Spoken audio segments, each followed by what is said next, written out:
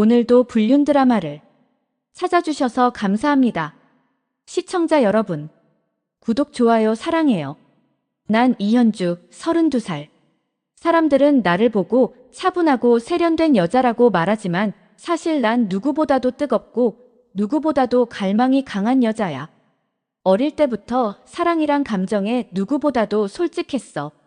남들이야 뭐라고 하든 난 내가 원하는 걸 숨기면서 살고 싶지 않았거든. 근데 문제는 그게 그렇게 쉬운 일이 아니라는 거야. 난 결혼을 했어. 남편은 착하고 성실한 사람이야.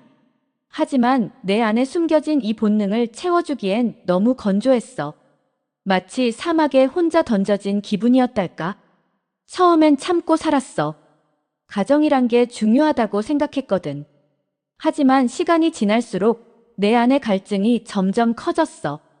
그러다 보니 자연스럽게 다른 남자들에게 눈이 갔지. 첫 번째는 회사 동료였어. 나보다 5살 어린 신입사원이었는데 그의 젊음과 패기가 날 자극했어. 퇴근 후 회식을 가장해 단둘이 술을 마셨고 분위기가 무르익잔한 그의 손을 잡았어. 우리 딱 오늘까지만. 그렇게 시작된 일이었는데 그게 끝이 아니었어. 그 후로도 난 멈출 수가 없었어. 헬스장에서 우연히 알게 된 트레이너, 출장 중에 만난 거래처 대표, 심지어 남편의 후배까지 사람들은 날 나쁜 여자라고 하겠지. 하지만 나에겐 이게 숨쉬는 일처럼 자연스러웠어. 만족을 모르는 내 몸이 스스로를 이끌고 갔으니까. 그런데 이런 나를 눈치챈 사람이 있어. 바로 남편의 누나, 내 시누이였지. 시누이는 나를 처음부터 탐탁지 않게 여겼어. 기회만 되면 나를 깎아내리려 했는데 이번엔 제대로 걸린 거야. 어느 날 시누이는 내게 쪽지를 내밀었어. 너 이거 남편한테 들키면 어쩔래? 그 안에는 내가 다른 남자와 함께 있는 사진이 있었어. 심장이 쿵 내려앉았어.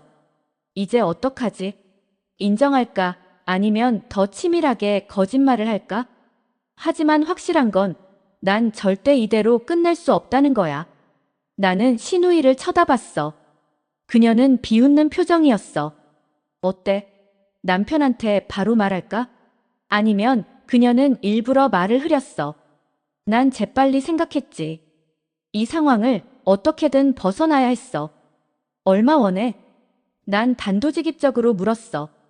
시누이는 피식 웃더니 돈으로 해결하려고. 너 진짜 재밌다. 근데 나 돈 필요 없어. 그냥 내가 망가지는 걸 보고 싶어. 이제 끝났다는 생각이 들었어. 하지만 그렇게 쉽게 무너질 수는 없었지. 언니, 내가 왜 이런 일을 했을 것 같아? 난 오히려 그녀에게 한 걸음 다가갔어. 그녀가 예상치 못한 반응에 살짝 당황하는 게 보였어. 난 외로웠어. 남편은 바쁘고 나한텐 관심도 없었어. 결혼 생활이 지옥 같았다고. 눈물까지 보이며 연기를 했어. 솔직히 말하면 반쯤은 진짜였어. 난 진짜 외로웠거든. 하지만 내 말을 듣던 시누이의 눈빛이 변했어. 웃기지 마. 그럴 거면 이혼을 하지 왜 남의 남자를 건드려. 그녀의 말에 난 할 말을 잃었어. 맞는 말이었거든. 하지만 난 내 본능을 포기할 생각이 없었어. 그날 이후 난 더 조심스러워졌어. 하지만 멈추진 않았어. 오히려 더 아슬아슬한 줄타기를 했어. 그러다 결국 남편이 알게 되었어. 처음엔 그냥 느낌이 이상하다고만 생각했던 것 같아. 나를 쳐다보는 눈빛이 달라졌고 퇴근이 늦어도 별말 없던 사람이 어느 순간부터 내 일거수일투족을 감시하는 느낌이 들었어. 휴대폰을 만지작거리기만 해도 누구랑 연락하는데? 라고 물었고 옷차림 하나하나에도 트집을 잡기 시작했지. 그리고 결국 그날이 왔어. 집에 들어가는데 거실 불이 켜져 있었어. 원래 11시면 자는 사람이었는데 이상했지. 신발을 벗고 들어가려는데 거실 테이블 위에 익숙한 사진이 올려져 있는 거야. 순간 심장이 철렁 내려앉았어. 시누이가 협박하던 그 사진. 내가 헬스장 트레이너와 몰래 호텔로 들어가는 장면이 찍힌 그 사진. 그리고 더 충격적인 건 내 휴대폰 메시지까지 출력되어 있었어. 현주야, 오늘도 보고 싶어. 어제는 정말 미쳤었어. 너 때문에 환장하겠어. 내 몸이 너무 좋아서. 온몸에 소름이 돋았어. 난 그 자리에서 얼어붙고 말았지. 이거 뭐야? 남편이 묻더라. 목소리는 차분했지만 그의 눈빛은 너무 무서웠어. 싸늘했어. 마치 사람을 죽일 수도 있을 것 같은 눈빛. 난 입을 열어야 했어. 무슨 말이든 해야 했는데 목이 막혀서 아무 말도 나오질 않았어. 말해봐. 이게 뭐냐고. 나는 그제야 정신이 번쩍 들었지. 이대로 무너지면 끝이야. 난 순식간에 머리를 굴렸어. 장난이야. 뭐? 그냥 재미삼아 장난친 거라고. 그 트레이너랑 아무 사이도 아니야. 그냥 그런 대화하는 게 스릴 있어서. 남편의 표정이 더 굳어졌어. 내가 대충 둘러대는 걸 알아챘다는 뜻이겠지. 그가 손을 떨면서 사진을 집어던졌어. 이게 장난이라고. 내가 지금 날 바보로 아냐? 제발 오빠, 내 말 좀 들어봐. 나는 애써 남편의 팔을 잡았어. 하지만 그는 내 손을 획 뿌리치더니 미친 듯이 소리를 질렀어. 대체 왜 그랬어? 내가 그렇게 부족했어. 그 순간 나도 모르게 눈물이 터져 나왔어. 내가 바람을 피운 주제에 눈물을 흘리는 게 웃기지만 솔직히 무서웠거든. 그리고 한편으론 억울하기도 했어. 오빠가 너무 무관심했잖아.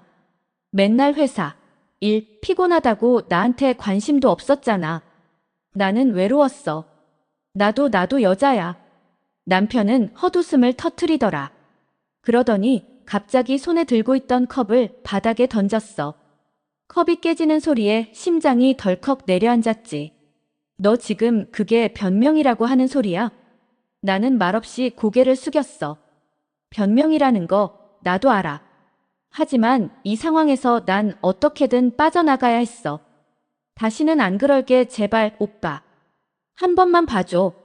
난 무릎까지 꿇었어. 정말 살기 위해서였어.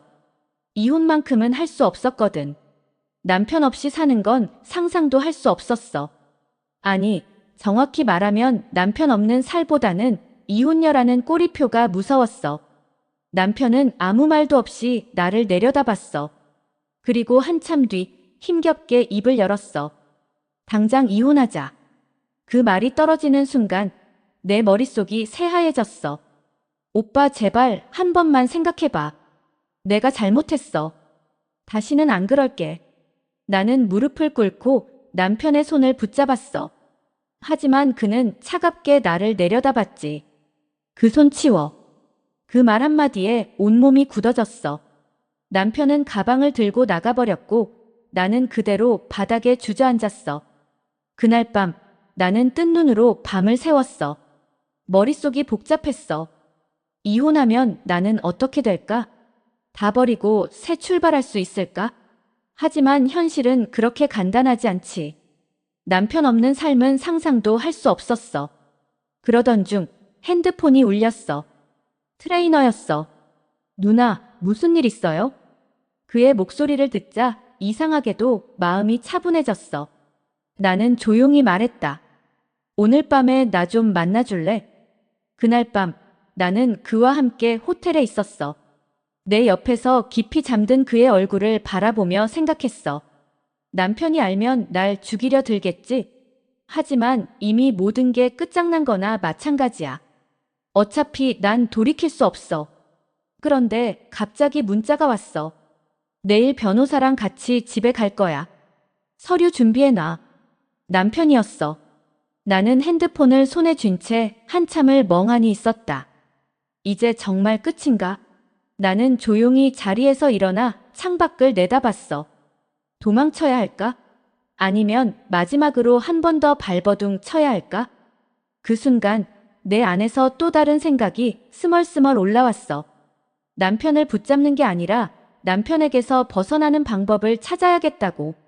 나는 천천히 미소를 지으며 핸드폰을 꺼내 새 번호를 눌렀어. 여보세요? 낮고 무거운 목소리. 내가 가장 마지막으로 연락해야 했던 사람. 오빠, 나 좀 도와줘. 전 남자친구였어. 전화기 너머로 잠시 정적이 흘렀어. 그리고 낮고 묵직한 목소리가 들려왔어. 이현주, 갑자기 웬일이야? 전 남자친구 강도윤. 7년 전쯤 만났던 남자야. 내 첫사랑이자 나를 가장 뜨겁게 사랑했던 사람. 하지만 그의 집착이 너무 강해서 내가 먼저 떠났었어. 그를 찬 건 나였지만 그는 쉽게 날 잊지 못했지. 몇 년 동안 연락이 오다가 어느 순간 완전히 끊겼어. 그런데 지금 난 다시 그를 찾고 있어. 나 곤란한 일이 생겼어. 오빠밖에 도와줄 사람이 없어. 그가 비웃듯이 말했다. 도와달라고. 예전에 나 차버릴 땐 언제고. 그땐 내가 어려서 그랬어. 하지만 지금은 정말 절박해. 나 좀 만나주면 안 돼? 그는 한숨을 쉬더니 짧게 대답했어. 어디야? 나는 호텔 근처 카페에서 그를 기다렸어. 몇 년 만에 보는 강도윤은 여전히 매력적이었어. 어두운 눈빛, 강한 턱선, 깊은 목소리 그리고 나를 바라보는 날카로운 시선까지. 그가 자리 앞에 앉자마자 나는 조용히 속삭였어. 남편이 이혼하재. 그는 피식 웃었어. 그래서 내가 바람 피워서 그런 거잖아. 어떻게 알았어? 너 같은 애가 바람 안 필 리가 없지. 솔직히 좀 놀랐다. 이제야 걸렸다는 게. 나는 속이 울컥했지만 애써 침착하게 말했다. 오빠, 나 그냥 당하고 있을 수는 없어. 이혼하면 난 끝장이야. 남편이 변호사까지 끌고 와서 확실하게 정리하려고 해. 그는 커피를 한 모금 마시더니 천천히 말했다. 그래서 나한테 뭘 어쩌라고? 내 남편한테 무릎 꿇고 용서라도 빌어줄까? 아니, 오빠가 나 대신 남편을 좀 처리해줘. 그 순간 강도윤의 눈빛이 변했어. 처리? 그래. 남편을 어떻게든 막아줘. 그냥 사고라도 나게 해주면 안 돼? 그는 나를 빤히 쳐다보더니 갑자기 낮게 웃었어. 미쳤구나, 이현주. 나는 그의 손을 꼭 잡았어. 오빠, 나 정말 간절해.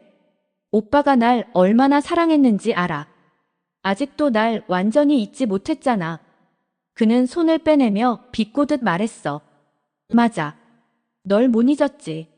하지만 그거랑 이 일은 달라. 사람을 다치게 하는 건 장난이 아니야, 현주야. 그럼 내가 망가지는 건 괜찮아. 나는 일부러 눈물을 흘렸어. 하지만 솔직히 반쯤은 진짜였어. 내가 망가지는 건 싫었어. 절대 이대로 당하고 싶지 않았어. 강도윤은 깊은 한숨을 쉬었어. 그리고 천천히 말했다. 너 정말 끝까지 가겠다는 거야? 응.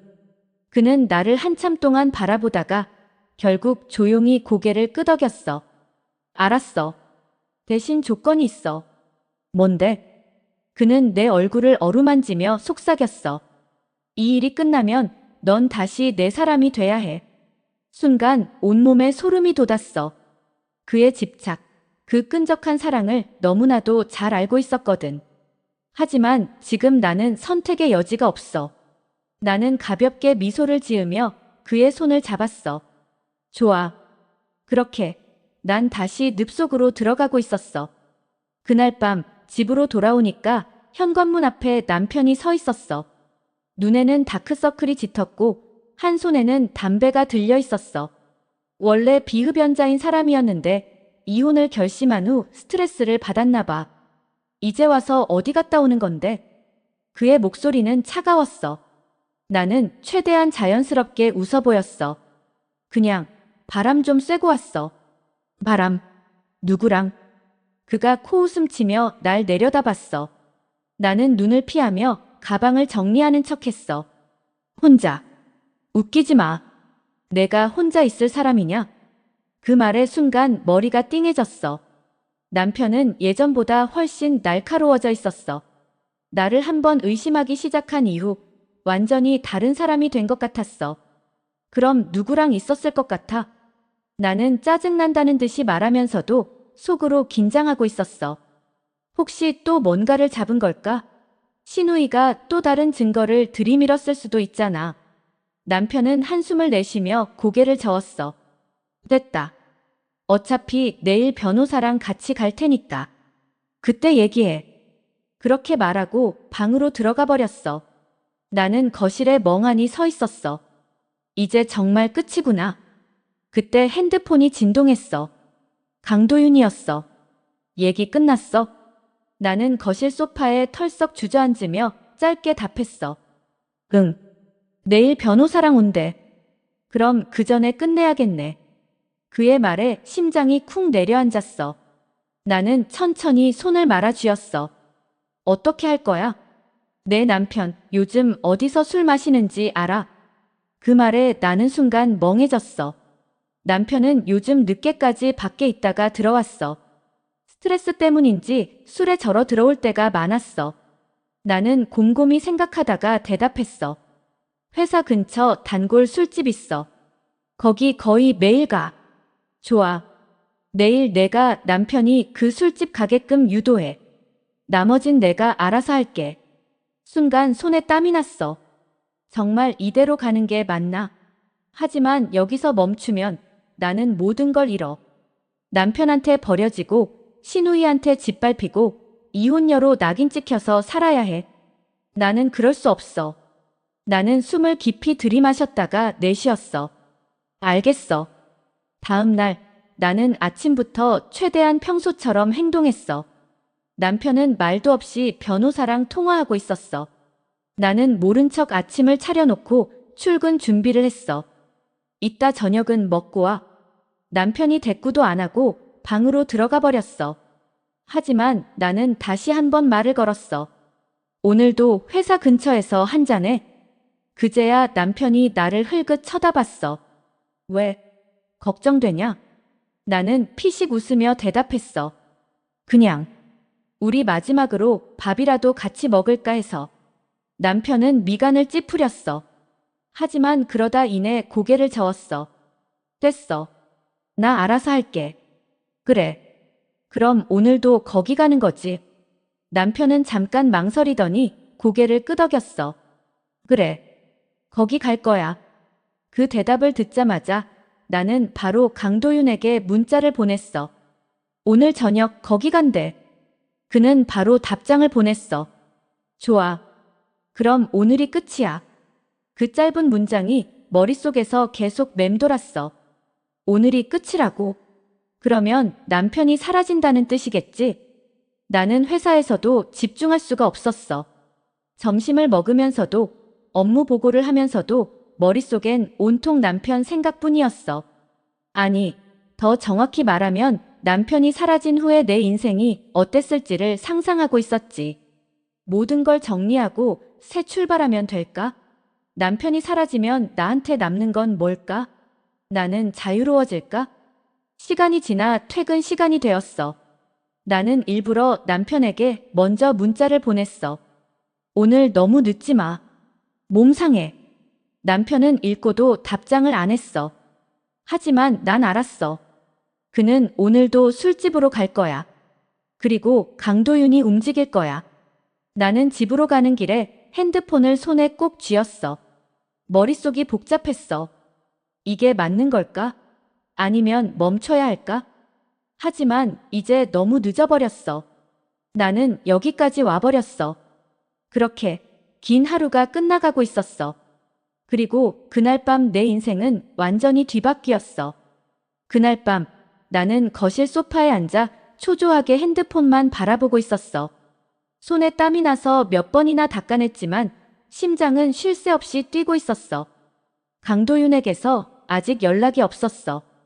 일이 끝났으면 끝났다고 말할 텐데 아무런 소식이 없으니까 더 불안해졌어. 남편은 정말 그 술집에 갔을까?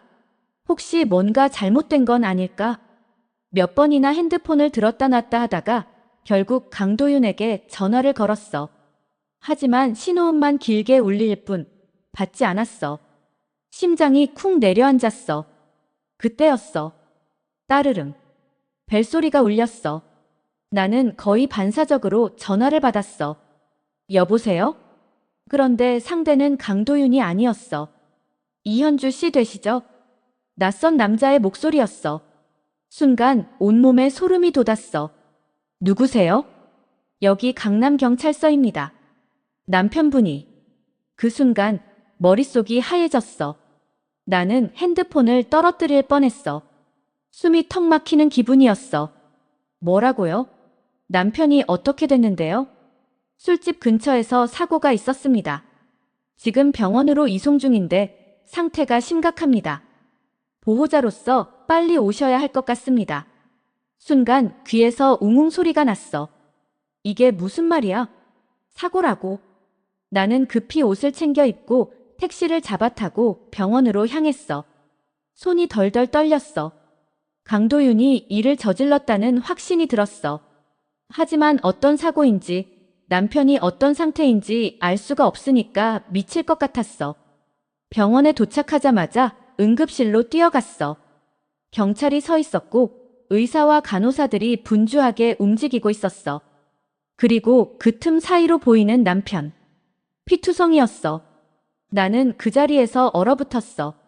남편의 얼굴은 온통 피범벅이었고 머리 쪽이 심하게 다친 것 같았어. 산소 마스크를 쓰고 있었고 몸 곳곳에 멍이 들어 있었어. 의사가 다가왔어. 보호자분 되시죠? 나는 간신히 고개를 끄덕였어. 현재 환자분은 두부 손상이 심합니다. 머리를 강한 충격으로 가격당한 것 같습니다. 갈비뼈 2개도 부러졌고요. 수술이 필요하지만 상태가 워낙 위중해서. 나는 의사의 말이 끝나기도 전에 다리에 힘이 풀렸어. 그럼 살 수는 있나요? 의사가 단호하게 대답했어. 장담할 수 없습니다. 순간 숨이 막혔어. 이렇게까지 될 줄 몰랐어. 그냥 남편이 다치기만 하길 바랐지 죽을 수도 있는 상태가 될 거라고는. 그때 경찰이 다가왔어. 이현주 씨, 잠시 이야기 좀 나눌 수 있을까요? 나는 심장이 철렁 내려앉았어. 무슨 일이죠? 현재 이 사건은 단순 사고로 보기 어렵습니다. 누군가 계획적으로 가해한 것으로 보이거든요. 목격자가 있었습니다. 나는 숨이 턱 막혔어. 목격자요? 네. 피해자분이 술집에서 나와 걸어가던 중 오토바이를 탄 남성이 갑자기 나타나 둔기로 가격하고 도망갔다는 진술이 있었습니다. 그리고 경찰이 나를 뚫어지게 쳐다봤어. 가해자가 강도윤 씨라는 증거가 나왔습니다. 순간 머릿속이 새하얘졌어. 뭐라고요? CCTV에서 강도윤 씨가 범행 직전 근처에서 서성이던 모습이 찍혔습니다. 그리고 결정적인 건 그가 사건 직후 한 통의 전화를 걸었다는 겁니다. 나는 온몸이 얼어붙었어. 전화요?